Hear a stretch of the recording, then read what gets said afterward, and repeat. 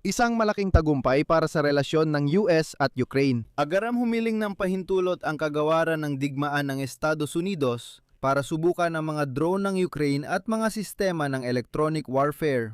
Sa hinaharap, isinasalang-alang ng Washington ang posibilidad na bilhin ang mga ito para sa sarili nilang hukbo pagkatapos nilang magsagawa ng sariling mga pagsubok. Ibig sabihin, kahit nagpursige si Donald Trump, nagpasya pa rin ang Pentagon na direktang bumili mula Ukraine ng mga drone at mga sistemang panlaban sa mga ito. Ito ang pagpapatuloy ng malaking kasunduan sa drone o gaya ng tawag nila, drone deal. Kamakailan lang na pag-alaman na naghanda ang gobyerno ng Estados Unidos at Ukraine ng dokumento na naglalaman ng mga kondisyon ng bagong kasunduan sa depensa tungkol sa mga drone. Inaprubahan ng kagawaran ng Estado ng Estados Unidos at embahador ng Ukraine sa US ang proyekto. Ito ang unang hakbang tungo sa kasunduang pangdepensa na magpapahintulot sa pag-export ng mga teknolohiyang militar sa Estados Unidos at paggawa ng mga drone sa mga pinagsamang negosyo kasama ang mga kumpanyano. Narito na ang unang kumpirmasyon ng proyekto. Mga kaibigan, kailangan nating pag-usapan ito. Ang pangalan ko ay Alexei Pechi. Pag-usapan natin ang paksang ito. Pero bago tayo magsimula, hinihiling ko na mag-subscribe kayo sa YouTube channel na ito, mag-like kayo sa episode na ito, at mag-iwan ng kahit anong komento ninyo. Mga kaibigan, mag-subscribe sa Telegram channel kong Pechi News. Nasa video description ang link. Nasa video description din ang link sa aking eksklusibong Ukrainian language YouTube channel. Kung gusto ninyong mapanood ang aking mga Ukrainian episode, bisitahin at mag-subscribe na lang kayo. Suportahan ninyo ang bagong eksklusibong Ukrainian language YouTube channel. Kaya, balitang hindi dapat palampasin o balewalain ito. Magbibigay muna ako ng kaunting background para mas maintindihan ninyo ang konteksto.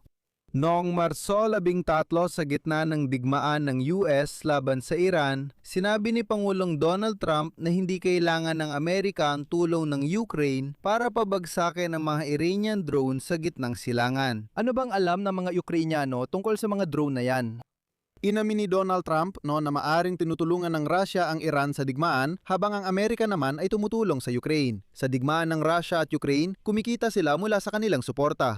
At sa kontekstong ito, noong ika-13 ng Marso, tinanong ng angkor ng Fox News kung tumutulong ba ang Ukraine sa Estados Unidos sa pagdepensa laban sa mga Iranian drone sa gitnang silangan.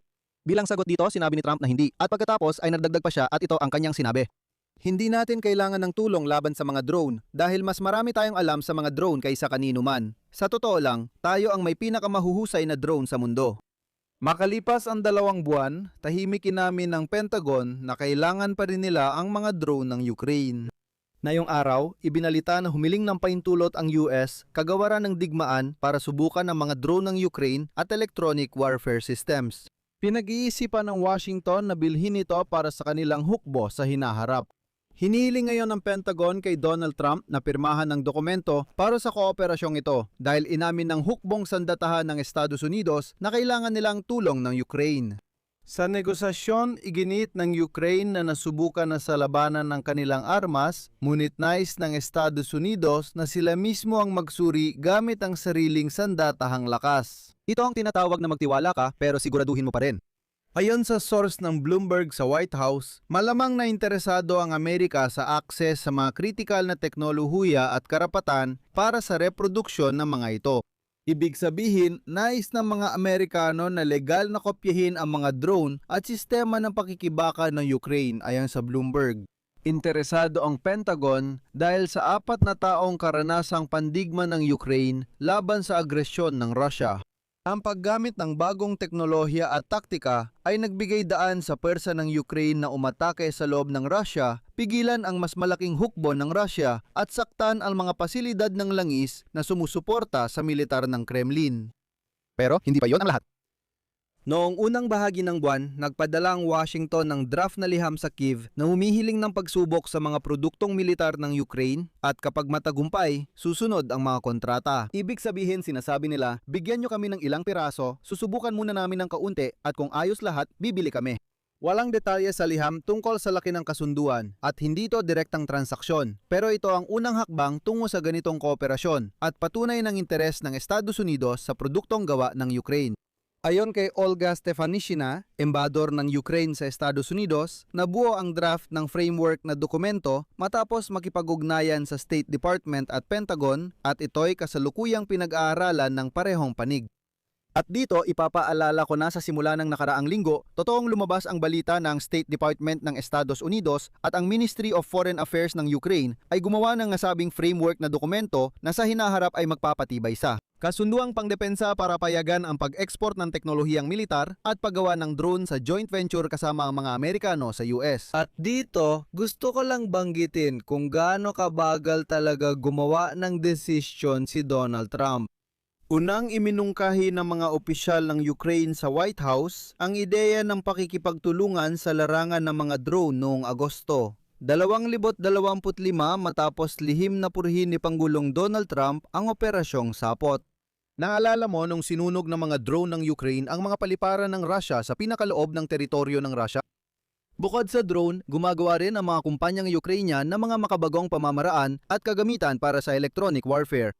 Ang teknolohiyang unang ginawa ng sign engineering na kamakailan ay nakakuha ng multimilyong pamumuhunan mula sa Investment Fund for Reconstruction ng US at Ukraine ay nagpapahintulot sa mga drone na lumipad kahit walang GPS upang maiwasan ang panghihimasok sa signal. At itong teknolohiyang ito gusto ring makuha ng Pentagon. At sa totoo lang, nagkaroon ako ng hiwalay na episode dito sa YouTube channel na ito tungkol sa pagbuo ng mga bagong Ukrainian na missile. Siguraduhin pumunta kayo at panoorin ito. Kaya doon, ang teknolohiyang ito ibig sabihin ang paggabay ng walang GPS ay ginagamit na. Pero ang problema ay ang pagdududa ni Donald Trump. Ayon kay Pangulong Volodymyr Zelensky, duluwagan ng gabinete ng mga ministro ng Ukraine ang mga paghihigpit sa pag-export ng mga produktong militar lamang kapag natiyak ang proteksyon ng intelektual na ari-ariya ng Ukraine. Kaya pa rin nilang mag-supply ng sapat na kadamitan para sa depensa ng Ukraine kahit tinututulan ng Russia. Mataas ang pagtingin ni Dan Driscoll, kalihim ng hukbo ng Estados Unidos sa teknolohiya ng Ukraine kamakailan. At nitong buwan, habang nagsasalita sa harap ng komite ng Senado ng Kongreso ng Estados Unidos para sa sandatahang lakas, tinawag niyang lubos na kamangha-mangha ang operating system para sa Ukrainianong network ng mga drone.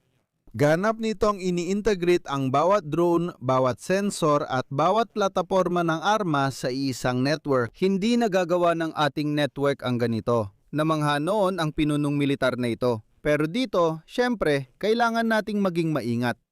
Ipinaliwanag ng kinatawan ng depensa mula sa industriya ng depensa na ang draft ng dokumento ay hindi katulad ng tradisyonal na kasunduan sa paglilipat ng teknolohiya. Hindi. Ginawa ang istruktura para payagan ng mga Amerikanong militar na subukan at suriin ng mga sistemang Ukrainyano para matukoy ang sarili nilang pangangailangan sa hinaharap. Sabi niya, posibleng layunin ng Estados Unidos ang makuha ang natatanging teknolohiya ng Ukrainya. Gaya ng sistema ng sariling paggabay, gamit ang artipisyal na intelihensya, nabigasyon kahit walang GPS, mga channel ang pagpapadala ng datos na hindi tinatablan ng panggagambala, pati na rin ang napatunayang taktika sa labanan ng paggamit ng mga ito. Bukod dito, pwedeng gawing basehan ng Pentagon ang mga sistema ng Ukrainya para ihambing sa sistema ng Amerika. Pero ngayon, ang mahalaga. Pasensya, di basta na ipapasa ang teknolohiya kahit sa kaalyado. Dito ako maglalagay ng tuldok-tuldok. Isulat ninyo ang inyong opinyon at mga konklusyon sa mga komento sa ilalim ng episode na ito. Mag-subscribe kayo sa channel, pindutin ang kampanilya at huwag kalimutang mag-like. Kung gusto ninyong suportahan ang trabaho ng YouTube channel na ito, maaari ninyong gawin ito sa pamamagitan ng kahit anong donasyon gamit ang mga link at detalye sa description ng video na ito o sa pamamagitan ng QR code na nasa inyong mga screen. Paalala lang din, mag-subscribe kayo sa aking YouTube channel na nasa Wikay Niyan. Ang link nito ay nasa description din ng video na ito. Yun lang po, ingatan niyo ang inyong sarili. Paalam sa lahat.